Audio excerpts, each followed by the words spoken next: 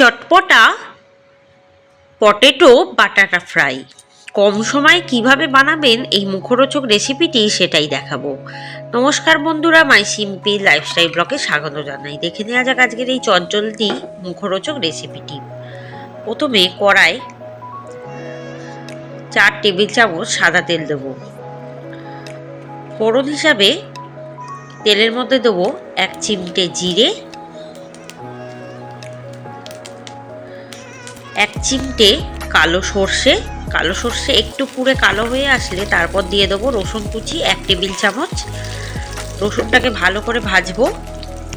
তারপর দিয়ে দেবো কয়েকটি কারি পাতা, এরপর দিয়ে দেবো হাফ কাপ বাদাম। দিয়ে এই উপকরণগুলোকে প্রথমে ভালো করে ভেজে নেব। আঁচটাকে মিডিয়ামে রাখবো ভাজার সময়।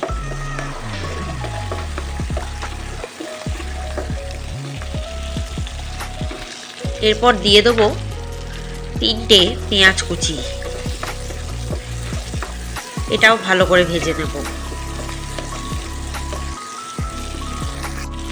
ভাজার পর দিয়ে দেবো ছোট ছোট করে কাটা আলু, এটাও ভালো করে ভেজে নেব।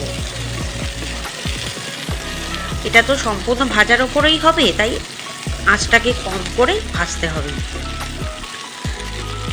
এরপর দিয়ে দেবো 1 চামচ হলুদ গুঁড়ো আর দিয়ে দেবো পরিমাণ মতো নুন। 1 চামচ নুন দিলাম। দিয়ে এটাকে আবারও ভাজতে থাকবো। এটা রুটি পরোটার সাথে ভীষণই ভালো লাগে, খুব চটপটা হয়। আর দিয়ে দেবো 2 টেবিল চামচ লঙ্কা কুচি। ঝাল অনুসারে দেবে, যদি ঝাল খেতে বেশি পছন্দ করে লঙ্কার পরিমাণটা বাড়াতে কমাতে পারে, কোনো অসুবিধা নেই। এরপর দিয়ে দেবো 1 চামচ মিক্স হার্বস, দিয়ে এটাকে নাড়তে থাকবো। একটু ফ্লেভারটা চেঞ্জের জন্য দিলাম।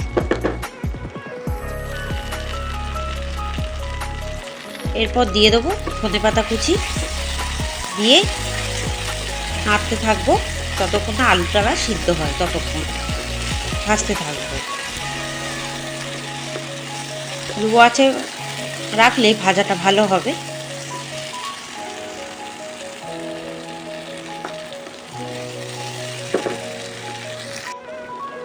এরপর দিয়ে দেবো লেবুর রস,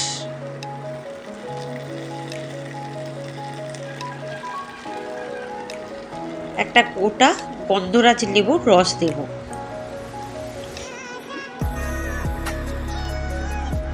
এখানে কিন্তু পুরোপুরি গন্ধরাজ লেবু ইউজ করছি, আপনারা পাতিলেবু ব্যবহার করতে পারেন। দিয়ে এটাকে ভালো করে আবারও ভাজতে থাকবো ততক্ষণ না আলুটা না সিদ্ধ হয় ততক্ষণ। এরপর দিয়ে দেবো 1 চামচ গোলমরিচের গুঁড়ো, দিয়ে এটাকে আবারও ভালো করে নাড়তে থাকবো।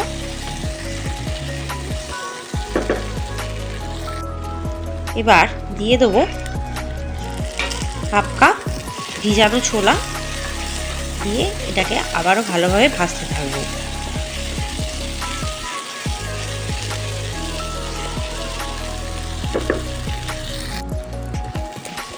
দেখুন ভাজতে ভাজতে কালারটা বেশ চেঞ্জ হয়ে গেছে আর আলুটাও বেশ সেদ্ধ হয়ে গেছে।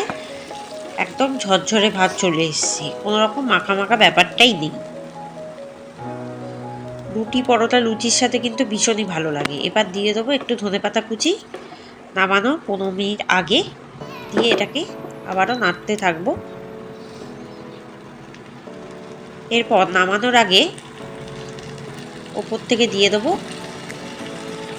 1 চামচ গন্ধরাজ লেবুর রস।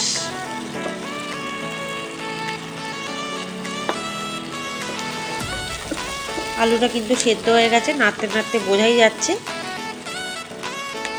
কালারটাও দেখুন বেশ চেঞ্জ হয়ে গেছে।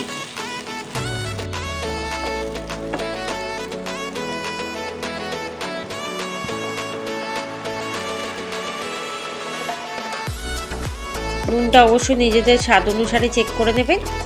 এইভাবে কিন্তু ঝরঝরা পটেটো বাটাটা ফ্রাই বানিয়ে নিতে পারেন বাড়িতে খুব সহজে। টেস্টটাও বেশ অন্যরকম আসবে, খেতেও টেস্টি হয়, বেশ চটপটা স্বাদ হয়, টক টক ঝাল ঝাল, দারুণ লাগে রুটি পরোটার সাথে।